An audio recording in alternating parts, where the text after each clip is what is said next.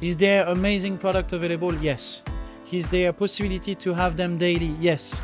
But is there a possibility to have them on a fixed menu for long run? It's getting tricky. Got it. But it's getting better. In 7 years, I saw a massive change already. So we are getting there, slowly and slowly. And there is much more farmers, fishermen now who start to understand the interest of the quality. So whenever they catch something now, they're just like, hey, Oli, do you want it? Hello, everyone, and welcome to another episode of Chat.Travel. I'm your host, Tracy May, and I am thrilled to be here with a really good friend of mine at his spectacular restaurant, Le Comptoir. It's my pleasure to introduce to you Olivier Corti. Hello, Olivier. Thanks for being on. Hi, Tracy. Hi. Good to see you back. It's great to be back. Da Nang I really feel like it's my second home now. I love the city. And you've been here. So to give a little background, Olivier was really established one of the first fine dining. You were the pioneer of fine dining restaurants in Da Nang, correct? In the city was the first one because they were a resort with restaurant and premium dining. But in the city was the first one. I was literally like targeting to deliver something out of the box in Da Nang. That was the real first approach. Awesome. Okay, so let's get into this. Let's start from the beginning, right? You're a French guy. Where'd you grow up? Where did you train? And how did you end up in Vietnam and decide to make this your home? Alors, back to basic. I cook since I'm really like a child. I won't gonna say the boring sentence like, yeah, my grandmother gave me the first dishes and everything, but more or less is that. Every single weekend I was with her and I was cooking every single weekend. As a little boy? As little boy, probably the first dishes was 6 years old, something like that. You grew up in Lyon, correct? Lyon, exactly. And then they got a house in the countryside of Lyon, and was the moment of my week where I can just eat as much as possible and discover new product. That was very cool. And then from that, after a couple of years, when I start to move to the college, I start to really cook, but for a reason. Means I grew up in a suburb of Lyon, in a big tower, kind of not very nice environment. But in that tower was plenty of poor people with absolutely no more family. So I start with that one. Cooking on my free time on the weekend was absolutely no sense to do business out of there. It's literally cook for them to have food, to just warm up during the week. Because actually all people without support of the family never eat. So that was the first step. Then after, Lyon was literally my hometown. So I graduate culinary school in Lyon. And from that, I start to move to apprenticeship, which means 3 weeks in the school, 1 week at the restaurant, and then after move to 3 weeks at the restaurant, 1 week at the school. And that's where I start to graduate myself. After 4 years, I got the title and done. And that's where everything starts, in Lyon. And from that, to my 19, I decide to move out. So was literally two possibilities. Either moving to Paris, either moving to south of France. And I'm fascinated by the sea since day one, because it's kind of like dream life, being next to the sea, like in Da Nang, obviously. And so I decided to move to south of France, and I was chasing star. So means okay, I need to work in a star Michelin restaurant. That's a goal, that's a target and things. So I put the luggage down in S Village, and it's literally the first approach to high gastronomy, to high-end restaurant, to fine dining world. And that was when I was 19. So I got my uncles drove me there, put the luggage on the parking. See ya. So that was cool. And then I spent 2.5 years there, starting as a very bottom levels in the kitchen. A commis doing everything, dishwasher, cleaning veggie, cutting veggies all day long. Till I reached the first position of saucier. So it's kind of the position you are dreaming when you arrive in the kitchen. because you only take care of the sauce and all the protein in the restaurant. So back in the day was really the high-end position up there. So I was very proud of that. And then after that experience and during that experience, I got the chance to meet my girlfriend, actual girlfriend, and we decided to move together. So we moved to Megève for another star Michelin restaurant. Then we moved to Hong Kong together. Before that, we were in Monaco, I forgot, for a couple of years. Hong Kong together, back to France and Corsica together. And we were like, no, Asia has been, and it's into our DNA now. Let's go back to Asia. Okay. That makes us travel right here. So, but why Vietnam? I mean, specifically as opposed to Bangkok, you know what I mean? Especially Da Nang, when, 7 years ago, it was a couple of pho restaurants, and it was, there were some beautiful luxury hotels, but it was nowhere near the city that it is now. Why did you choose specifically? I know you love the beach, but coming to Vietnam as opposed to going to Phuket or going to Bali. Yeah. You know what I mean? Why did you choose Vietnam? Alors, one truth and another. One thing is we passed through Vietnam just for a layover of 4 hours the first time. So visit an airport. Absolutely nothing to say about. But we had a very, very nice dinner, and I was very curious about the food.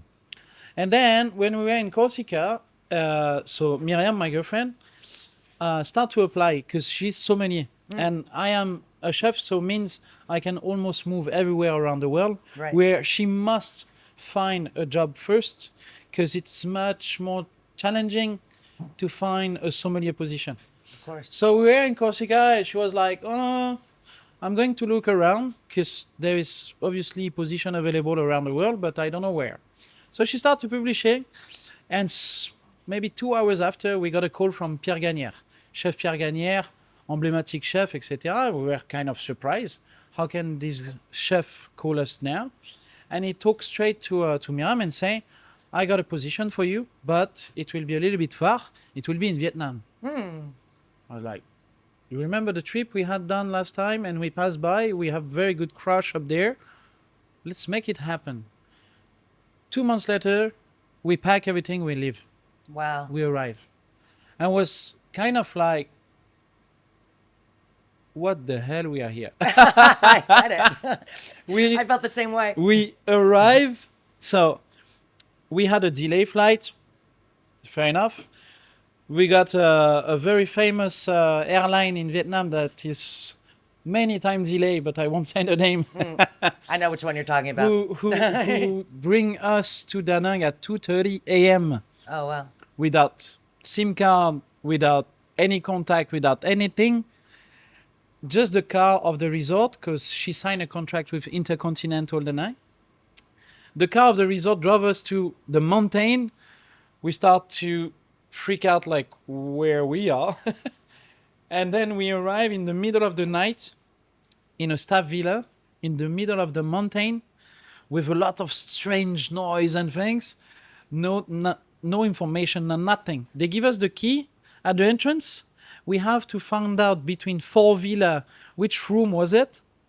And that was the first night in Da Nang. Wow. I wake up the morning after. On the ceiling was a spider that big and monkey on the window. I was like, what the hell? That's literally like impresses. New neighbors. At first you freak out. At first you're like, why did we choose this country? And then, I don't know, first morning we go to the hotel, we have first breakfast. They arrange a little coffee and snacks and things. Then we start to walk. Then we start to go to the city. Then she go for all the induction days and things like that. And we just like, after a week, her first day off, we go out in the city. We had amazing Vietnamese food. We had a walk on the beach. And we just feel like, wow, we're good here. And Da Nang was a choice by a career choice for Mimi, my girlfriend, and was a following call for myself. because I want her to be happy, right? And Pierre Gagnard was a chef that I estimate a lot, and I still are. So for me, it was a big challenge and a big consecration for her. Like, congrats, you did it. And she ran the show there for 2 years. However, after a couple of weeks, I cannot stand doing nothing. I don't know how. So I decided to look around. Financially, we were stable. She was having a good package. I could live on her and just like challenge myself to create something and find a job, whatever it is. But I couldn't fit into any of the offer I received because everything was shaped into hotel. So restaurant who could be interesting was only into hotel. And that's really far to be my style. Okay. 6 months later, then we arrive. I feel like it's time. We are good here. We have amazing people around us. We have possibility with our proper finance to do something here. Let's do it. I was 26 at that time. So it's Still kind a of like, kid. yeah, obviously. But that's also where Vietnam is beautiful. Is you can do things here that are not available anywhere else. And the potential of the market was just growing and growing. And then I obviously analyze all the different options was available in Da Nang, and was couple of French restaurant, was couple of steakhouse, was couple of international restaurant, few Italians, but was absolutely nothing who stand out in the city. So I was like, come on, I really want to do a gastronomic journey in Vietnam, and it will be Da Nang. And we did it. Et voilà. Et voila. Okay, well, let's talk about this beautiful place, Le Comptoir. Obviously, it means counter Yeah. in French, and we're sitting at your counter. Let's. I mean, I had the pleasure of dining here, and obviously, the food is art and the food is beautiful. Merci. But it's not just about the food here. You've really created a vibe. And the vibe is, it's not, I mean, so many fine dining restaurants are so stuffy and so formal. Whereas this one, you can sit at the counter, come alone, have a great dinner. You can go get a sandwich for Yeah. lunch in Yeah. your deli. You can sit and have a glass of wine. You know, Miriam can tell you I tasted your cousin's, wine Yeah, that yeah, you import yeah, here. yeah. And you've really created a vibe that makes your guests feel comfortable and a part of your family. So how did you, first of all, creating that in Vietnam, because honestly, especially with your staff, you have to teach them about Western hospitality. You have to teach them that it is okay to be creative and step outside of a box and challenge yourself. Tell me your journey with that, and as opposed to choosing to do a really fussy thing and fine dining, to this great place where I can just hang out and have a coffee at your counter. Alors, in A lot there, sorry. Yeah. You push me. No, you're right. One thing is the meaning behind the name. First of all, there's a storytelling behind. I used to be extremely lucky to catch up my father 1 or twice a week. He was busy as much as he could. And the only moment I could catch up with my dad to have the moment, privileged moment with him, was mostly for lunch. So whenever I wasn't at school, whenever I wasn't in the countryside house of my grandparents, I could catch him up for lunch in a very tiny counter in Lyon. Why? Because literally, he never booked in advance. Normal, because you never know if he's gonna be free, yes or not. And second, it was kind of priority moment for me. I can stand next to my dad. He can talk to his friend. I can talk to his friend. I can interact with the owner, the chef, with the bartender, and we enjoy a good moment around food. And unfortunately, my dad passed away and had this desire to do where I used to feel the best moment in my life is on the counter. And that was really my like memories. At first, I couldn't even jump on the high chairs, but the volunteer to call it Le Comptoir was whoever pass, I will grab a chair and I will give you a seat. Even if it's just to cheers for a glass in a couple of minutes, we're going to make it happen. That's Le Comptoir. And more lately, we have single travelers. You know how often they quit and ask me to do a pictures together because they spend one of the best nights. Yeah. It's not because we are cooking the best food or I'm doing the best food or we have the best service or whatever. No, there is always better. If she thinks you are the best, you are completely wrong. However, we try our best to provide an experience. And that's the meaning behind the name, but it's also the meaning of being a French chef in Vietnam. What makes us different? There is good food everywhere in Vietnam. Yeah. So why this restaurant can be successful and how? So it's a journey like what will make myself, Olivier, a young chef arrive in Vietnam, successful? Because it's a business. We should never forget that it's a business, it's a restaurant, but I must pay my team, I must pay my supplier. Sure. So I need to make revenue. So it cannot be just a friend's bar where you grab a drinks and you never pay the bill. So I turn this restaurant to be a moment of life, a gastronomic experience, but especially one thing is a true moment. So whoever's passing the door will be treated the same way. Of course, if you sit at the counter, you have much more close talk with me because I'm behind the pass and I'm plating every single day and I'm tasting my food every single day with the team and non-stop doing that. The only thing is I have to shape this journey the way I used to enjoy having a chat and a lunch with my dad. That's the meaning. It's lovely. A part of the answer. Okay.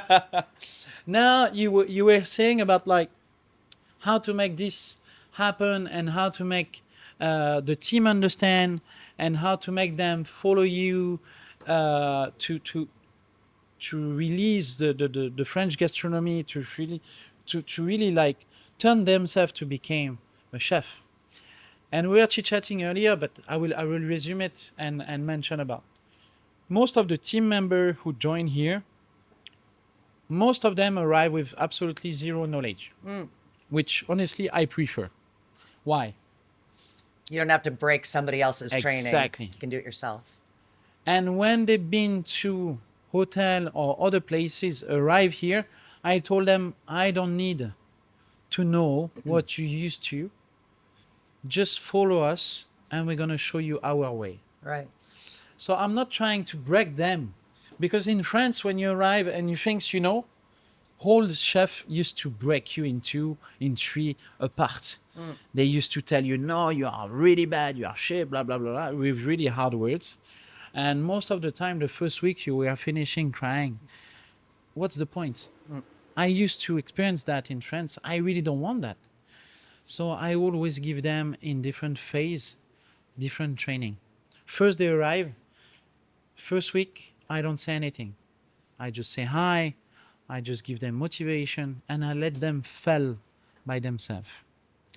The second week, or a little bit longer, depends the profile, I will start to give them a spoon. Every single time I'm gonna see them, I will force them to put a spoon in a sauce, in a prep, in a recipe that we are doing, etc., etc. And after a month together trying all the recipe we have on the menu, I sit with them and I do an analyzing of what has been the first months. Most of the time they are like, so I don't know how to cook before. So I'm like, no, you know a certain way of cooking. The problem is, in Vietnam, especially in Vietnam, I would say, people have a certain frame and they must tick the box to be a good chef. I don't need a good chef. I need someone who wants to become a chef, who wants to have the soul to cook, to smell, to listen, to try, and to receive a smile in front of him. Because we are cooking to please our guests. We are cooking to make them happy. And most of the time when they arrive, they are into a box, and that box is made of, no, but I used to. Forgot about before. Let's take a knife and a chopping board together. We're going to make it new together. So the journey is there is, now I got the chance to have a bigger team. I opened a restaurant, we were only 6 total in terms of dishwasher, cleaner, server, and of course chefs. Now we are 36. Wow. So the journey is more like, now my challenge is to train them more and more and more so I can focus on others. Because of course I cannot be 7 on 7 every single day here. So I need to train them to be able for myself to do other things. So I'm just extremely proud when I'm traveling or I'm away and I receive a friend's call like, Oli, you were not here, it was even better. That's fun. And in the same time, I'm like, I'm very proud of that. Oh. They kind of like, they are my team. But I've been learning one day with a very good friend of mine, which is a very good general manager of a fancy hotel around. He told me, first of all, Oli, if you want to know about management, you need to know one thing. They are not staff anymore. They became your team. And that is a massive change of the perception you have in your day-to-day routine here.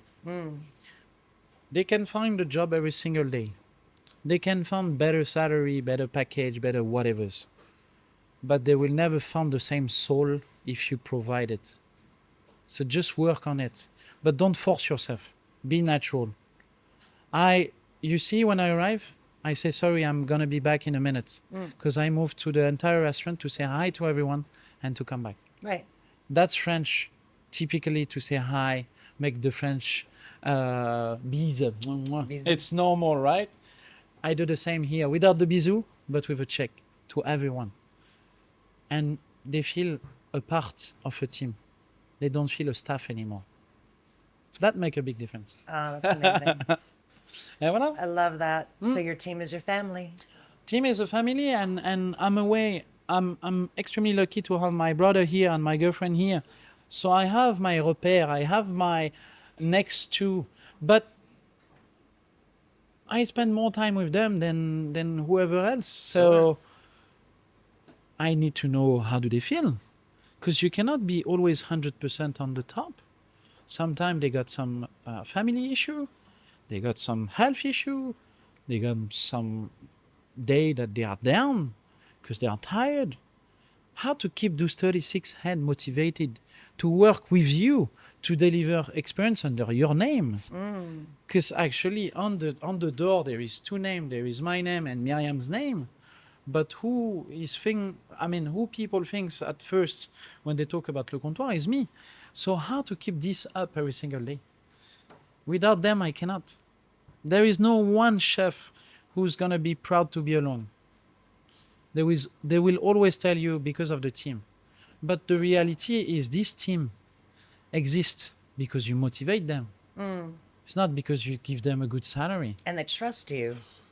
It's a trust, it's a moment, it's an emotion, it's a nice joke, a nice tears, a moment. We are humans. In the era of the AI, I'm sorry to say, but nothing will replace those kind of things. Nothing. And I'm young enough, hopefully, to see a lot of things related to AI.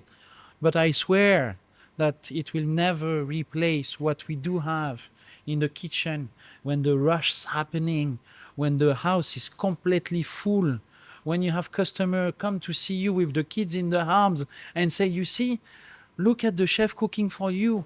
I mean, it's unreplaceable. Oh, That's where I'm proud to be a chef, honestly. amazing. And because of them, I'm just keeping it up. And it's almost 7 years now.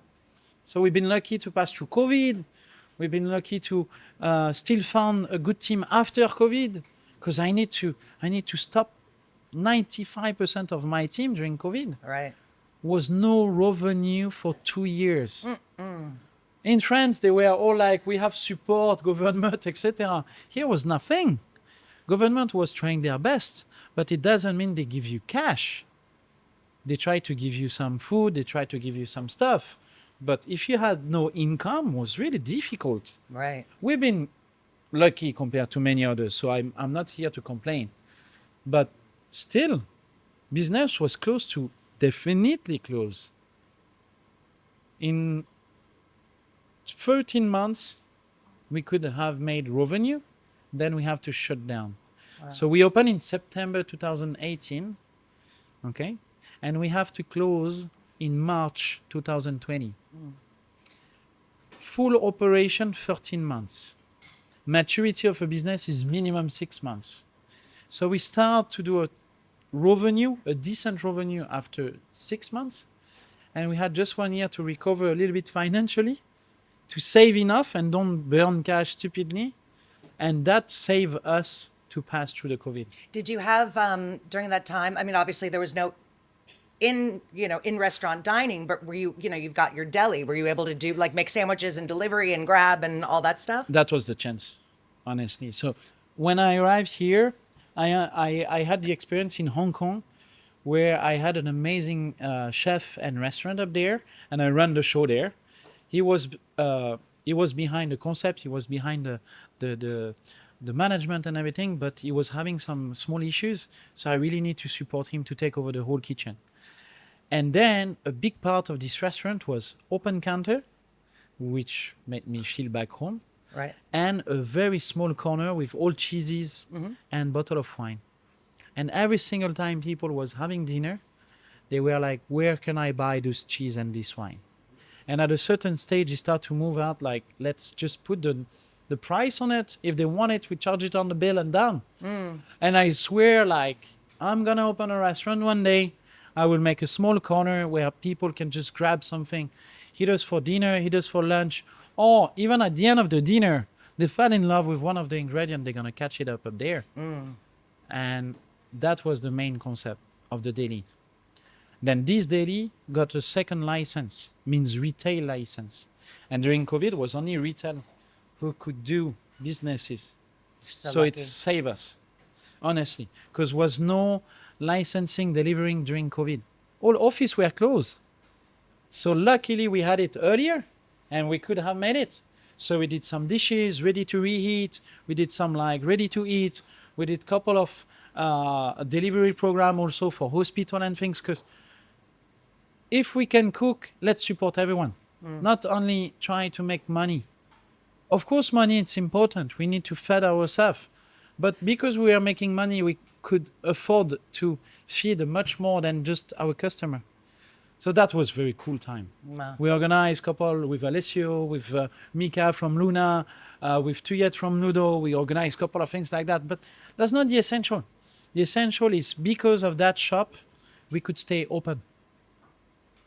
And we could travel in the city because we were having the stamp that we were a retail shop with a delivery possibility all around the city. So we can still continue. I was here every single morning, cooking from 8 a.m. till 4, just fed up myself a little bit for lunch and preparing. I was giving food for all the GM, all the F&B, all the expats who were stuck here, and they can't go to restaurant anymore. Grab was closed. So you were delivering it yourself, like on your bike? half. Mimi was delivering, I was cooking. It's amazing. We were packing together. She was doing the design of the label. I was finishing the gram and the recipe to make the cost properly. So we were together here in the morning. She was doing the coffee. I was start to cleaning the veggies. It was super cool. Sad time, sad moment, business-wise terrible. But for the couple, it was amazing. For me back in the kitchen, 100% cooking, the classic mom's dishes was lovely. Oh. And every single time receiving a text, hey, Oli, you saved my... That's amazing. That was cool. It's so cool because I mean, really, do you know how lucky you are, bro? How many places Saigon. shuttered? I mean, COVID decimated the hospitality and F&B industry in Vietnam. Definitely. Decimated.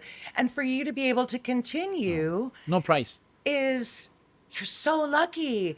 And who would have known? Like nobody knew. So, the fact that you had established that prior to allowed you the opportunity to save people's asses. There is lucky call in your life, and that was one of them. And honestly, I didn't force myself to make it. It came naturally. And in Vietnam, you have seen people back to the rice field. You have seen people back to cooking at home. You have seen people non-stop moving to alternative.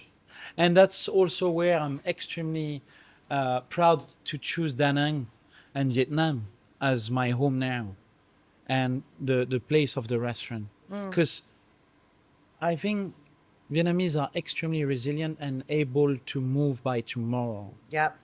It's a country that have so much power and potential. It happens to France. People was freaking out because they couldn't have bread daily. Here they were missing rice to feed themselves. I mean, looks to have a fresh baguette baked daily to enjoy your meal, but you can still shopping everything. You still have your full salary versus I have no more income. I need to find rice to feed myself. At the end, Vietnamese was always keeping smiling, keeping having good time together, keeping having good sharing moments, build a huge community to support each other. In France, they find a way to fight to each other. Yeah. No, I mean, no drama against French and France. It's more like we are in an era right now in Vietnam that for me, I probably live right now the best of my life. Owning the restaurant, having Le Comptoir kind of under the light on many different topics, magazine, medias, having a chat with you. And thanks for joining us, obviously. But it's more like the small restaurant I was shaping at first. And what it becomes now, I'm like, perfect spot, perfect country.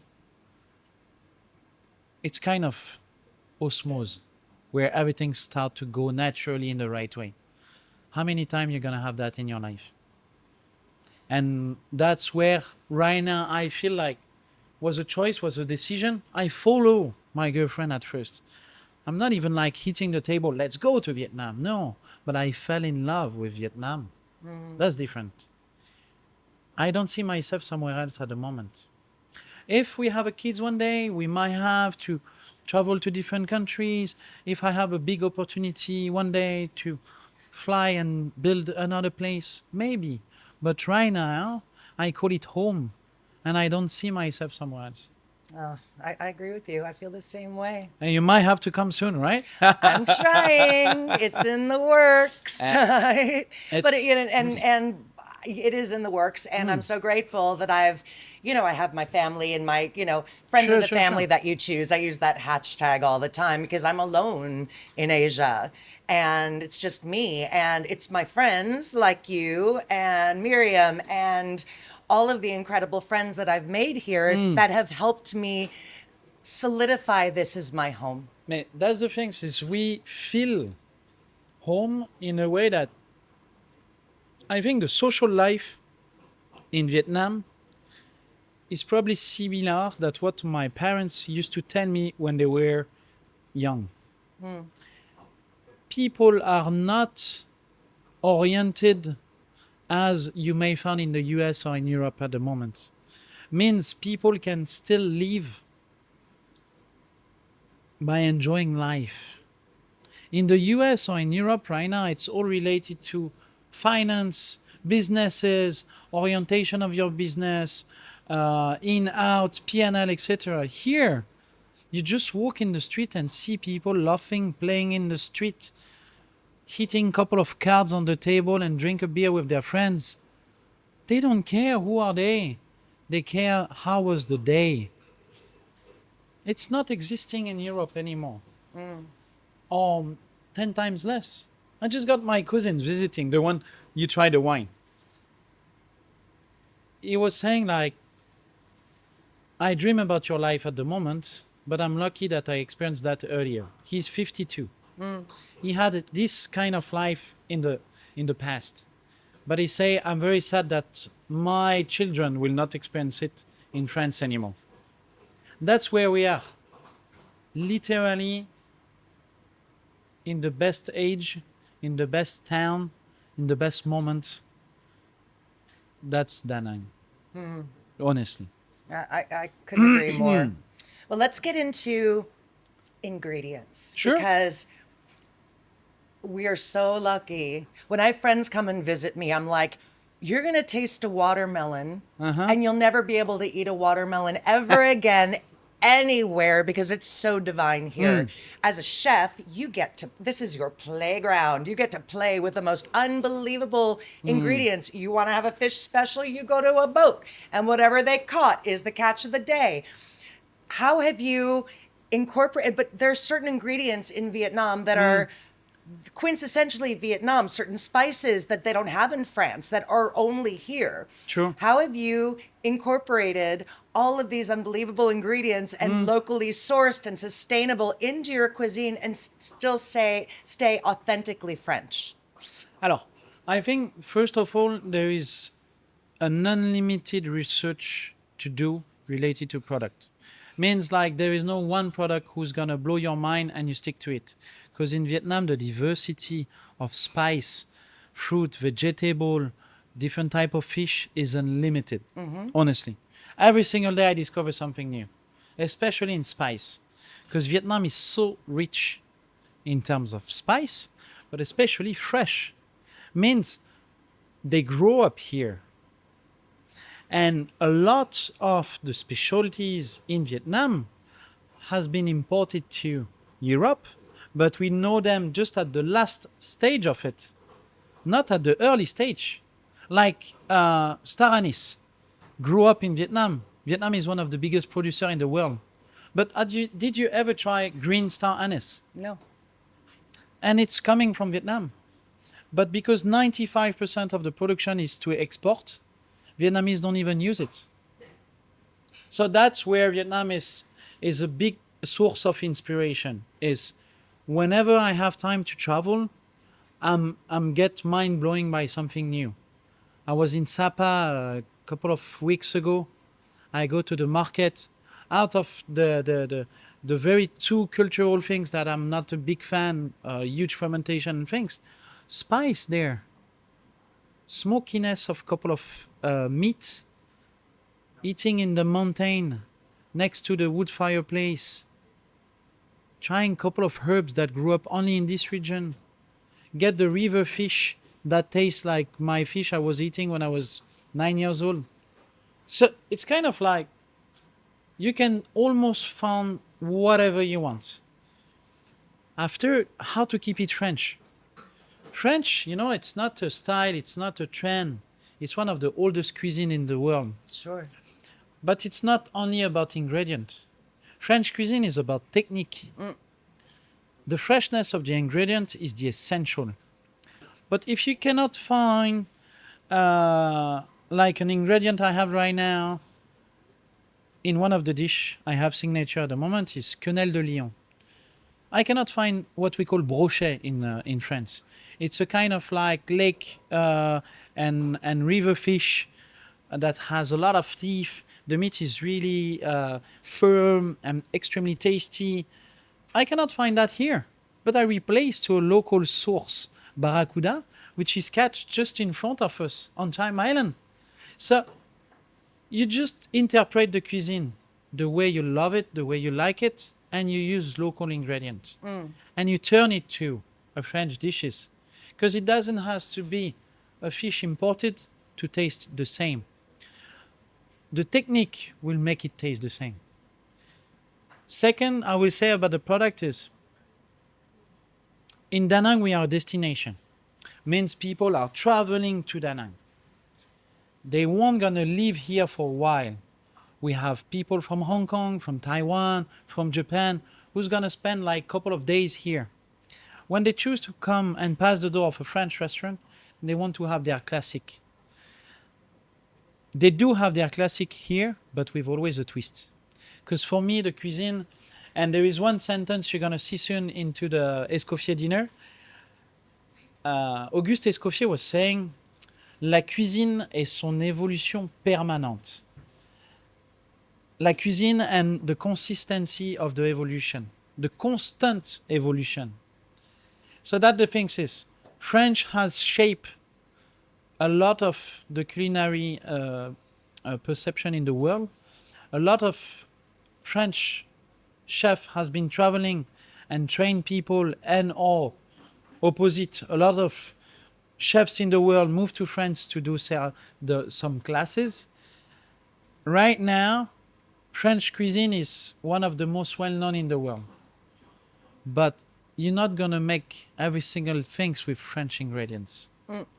So right now, I have to say one thing. I'm cooking 50% of my dishes with imported things and 50% with local source things. Why? Because we can find diamond here. And those diamonds are just reachable if you move yourself and go around. The only negative point I can say, because there is negative point. The only negative point I can say in Vietnam at the moment is the consistency of the delivering and all the logistic behind. Sure. So I have to source a couple of products from abroad because I cannot, as a French restaurant with a big amount of team members, with a big amount of customer daily, I cannot change daily the menu here, especially when I'm going around, etc. I must believe my team to deliver a recipe that has been shaped, taste, designed together, right? And for that, I can say Vietnam consistency on the product is still not yet there. Is there amazing product available? Yes. Is there a possibility to have them daily? Yes. But is there a possibility to have them on a fixed menu for long run? It's getting tricky. Got it. But it's getting better. In 7 years, I saw a massive change already. So we are getting there, slowly and slowly. And there is much more farmers, fishermen now who start to understand the interest of the quality. So whenever they catch something now, they're just like, hey, Oli, do you want it? Where before they were selling to the one who gonna offer the best price. Now I have a relationship with some fishermen that I just told them, whenever you have a diamonds coming out, consider I will buy it. And I force myself, even if it's not what I was expecting, I don't mind. Because we must build a relationship with them. Because they work hard all day long, all night long to catch it. They have a safe and a secure revenue after that. So they don't hesitate to raise the phone.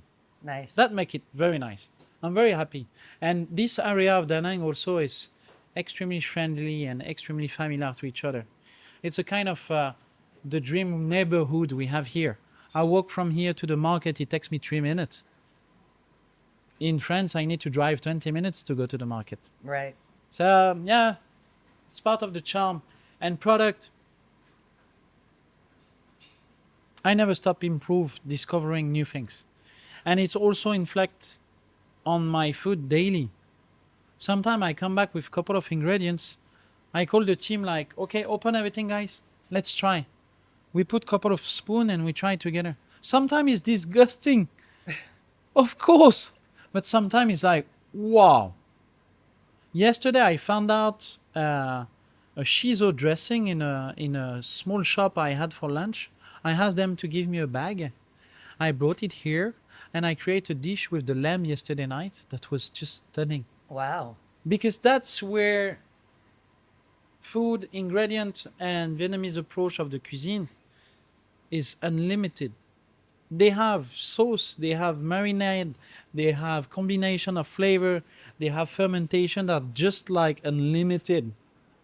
So literally, you will never stop improving your food and your culinary world more than in Vietnam. It's just stunning. Awesome. We are lucky. We are lucky. Okay, so I've got just two more questions for you. Sure, Of course, sure. we have to get into Escoffier, right? Ah, So Escoffier, for those of you watching, is basically a culinary society that's in 30 countries around the world. And it's about mentorship and unity within culinary and the growth of gastronomy across the world. Correct? In your words, No, no, no. we're having this unbelievable 12-hand dinner tomorrow night, 12-hand one Michelin night event, which is in celebration of Escoffier. So can you talk about it and what it means to you? sure, sure, sure. Alors, first of all, I have to say one thing is thank you to Sakal. So the first who brought Escoffier to Vietnam, his name is Didier Corlou. He was the first president of Escoffier in Vietnam. And next to that, when he was pushing a little bit his restaurant, his moment to Escoffier, he delegated to Sakal to become the president of Escoffier Vietnam.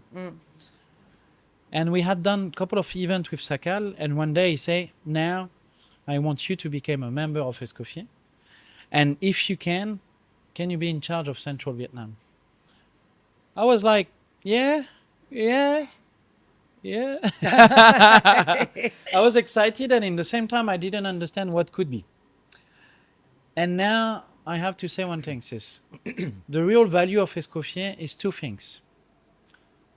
Being together with chefs and exchange about all the treasure, all the diamond we have found, all the, like, how to call, small details you've been catch up around, etc., etc. That's Escoffier. But next to that is the young generation.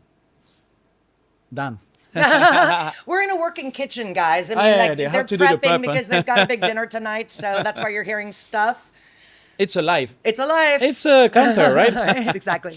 And what is Escoffier is well known all around the world to be a chef association with no profit.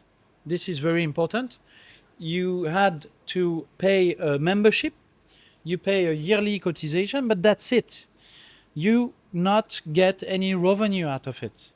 As a president, as a member, as a vice president, whatever.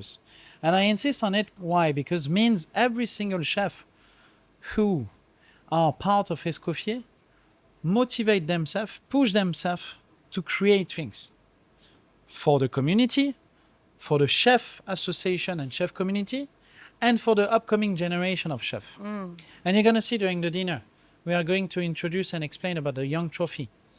So all around the world, on 6 different continents, it's going to happen a competition that's going to aim to vote 1 candidate per area to go to a final and to become the Young Trophy chef, Escoffier, in the world. Wow. The community is over 70,000 chefs Wow. in the world. And this association is made of value. The non-stop of the evolution of the cuisine, as I mentioned earlier, but also the sharing and the growing of the upcoming generation. And Escoffier for me has sense because we don't talk money. Because I'm sorry to say, but when it starts to touch money, it doesn't make me so excited.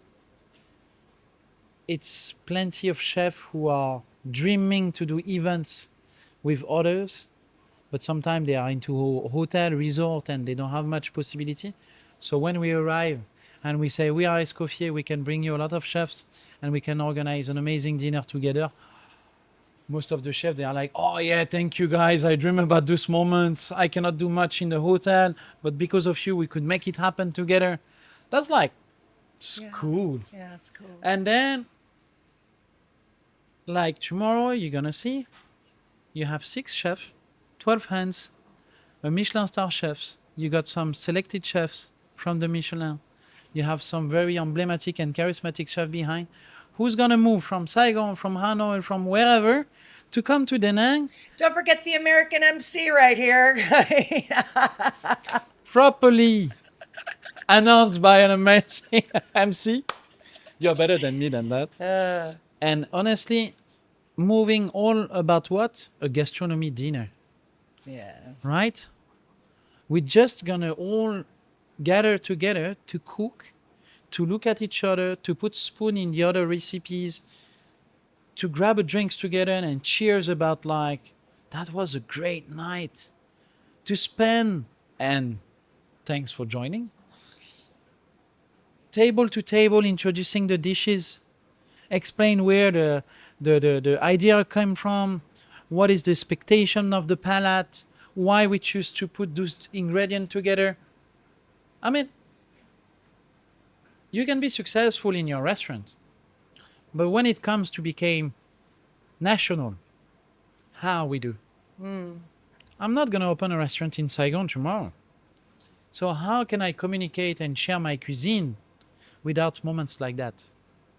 So I think all those like dinner, 4 hands, 6 hands, whatever's, has been a little bit too much all around the world. But when it comes to the essence of it, which means a gastronomic moment with chefs who can finally gather together in the same kitchen and having fun out of it and make a real like good night and gastronomic night for guests who cannot have that in Da Nang often, Right. then I can say thanks to Escoffier. And thanks to you for coming. I am No, I'm beyond honored. I hope I do you proud. Tomorrow we're gonna have fun. But as I say, I mean, I wish you have time to sit and enjoy the dinner, but I also wish you have time to come in the kitchen and I give you a spoon, I will. like I'm doing to my team, like I'm doing to the other restaurant. I'm chasing and consult, because what is the most important as a chef is your palate. You can be a good technician. You can be a good PR. You can be a good media maker. You can be a good ambassador of your food. But I'm sorry to say, for me, the essential remains the taste. And you won't gonna have a good dinner if the taste is so-so. The show can be amazing. The drink and the mixologist can be amazing. But if the food is crap, I'm sorry to say you won't gonna have a nice dinner. And that's kind of like round up all the things here. Why Escoffier? Because of the chef moment. Why Le Comptoir? Because of the true French-inspired dishes that taste. In French, we say ça goûte bon. That means it tastes good. That's what I'm aiming here. And last is the non-stop evolution of the young generation. When they arrive here, they never put a spoon in the food. Most of the time, they don't know the ingredient. And they look at me, oh, can I try? I said, no. You cannot. You have to. Right. No choice. Even if I have to open a caviar box, I don't mind. You have the possibility, just do it. So I force them. After that, they eat too much. What makes me the most impressed is out of the box, but I tell you, is now my dishwasher, which is 67 years old, Oh my God. woman living down the street. She eats half Vietnamese, half French now. At first, she couldn't enjoy one dishes.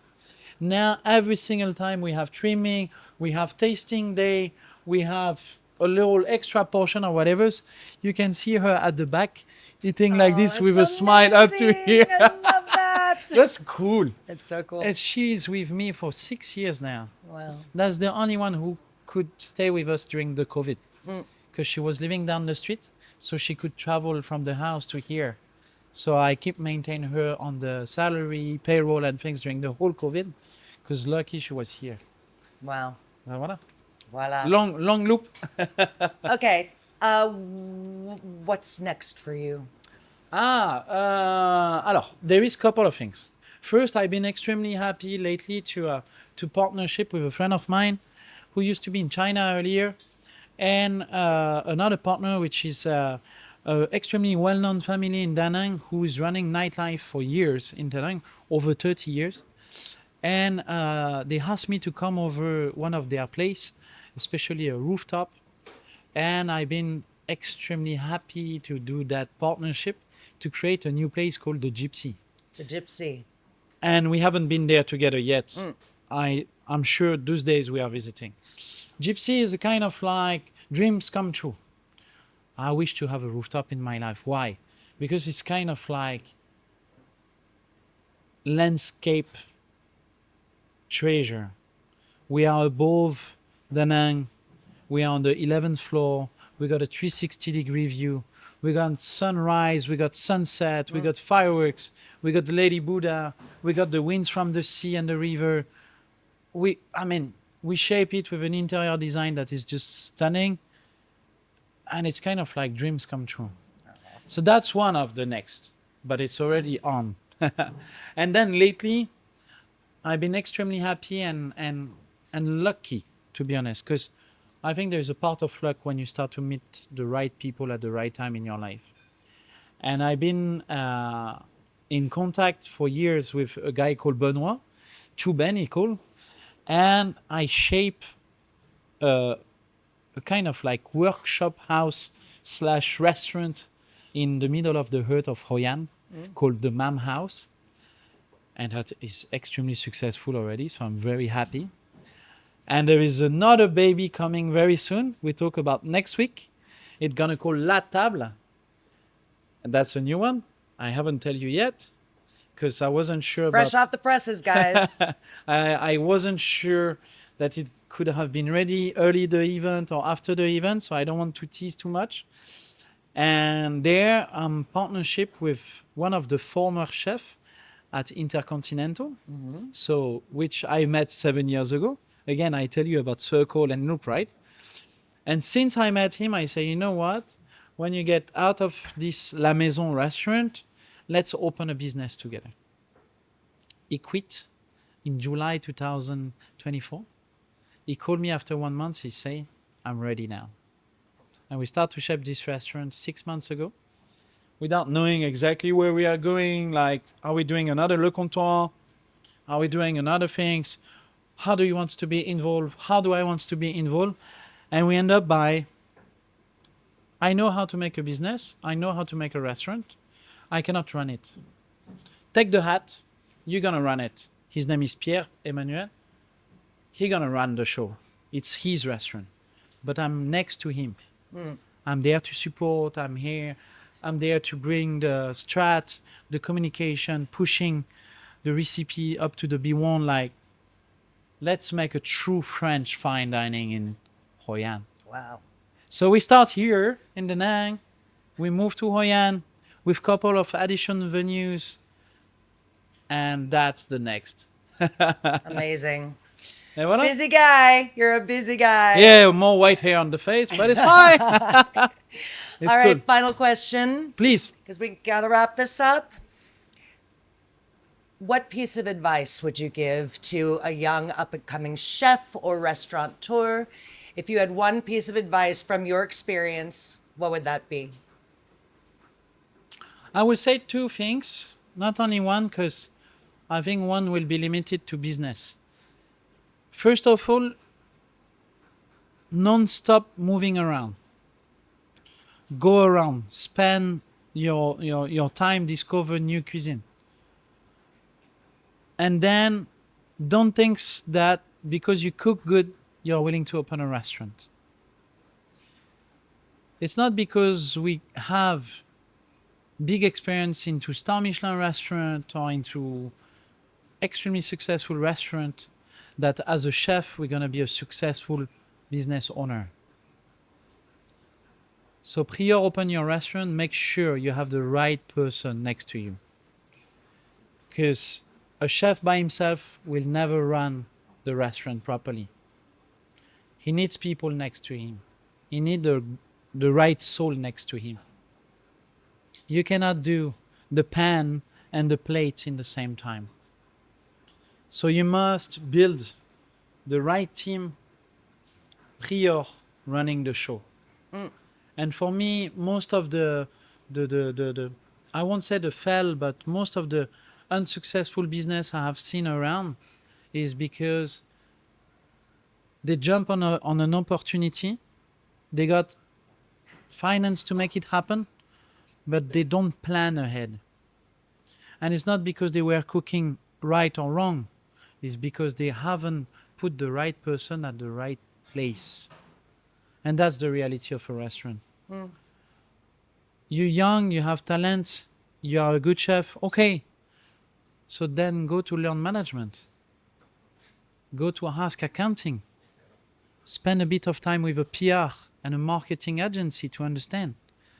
The moment you start to understand, you can start to delegate. And then you can have people around you who's going to do it for you. But you can exchange with them face to face without getting completely lost. That's my advice. Awesome. Well, thank you, Olivier. Thanks to you. Thank Really you happy for- you could make it, and we are here, and I'm extremely proud, and I wish to be even more ambassador of Da Nang because I'm really happy to be here. It's not my city, obviously, but I'm extremely proud to be here, and if I can be ambassador of it as much as I can, whenever people need something and need to be connected to Da Nang food scene, upgoing market, etc., I'm here. Don't hesitate. I will catch up. Got my details and things. I mean, Da Nang is here. It's now. You all welcome to Da Nang. And I wish you pass the door one day and say, I saw you and Tracy got an interview. I'm passing the door now. Oh, Et voilà. amazing. C'est voilà. Thanks to you. Merci. Merci. Merci, merci. And thank you all for watching. This is Chat.Travel. I'm Tracy May. Thank you all for joining us. Have a great day, guys. Bye, guys. Thank you.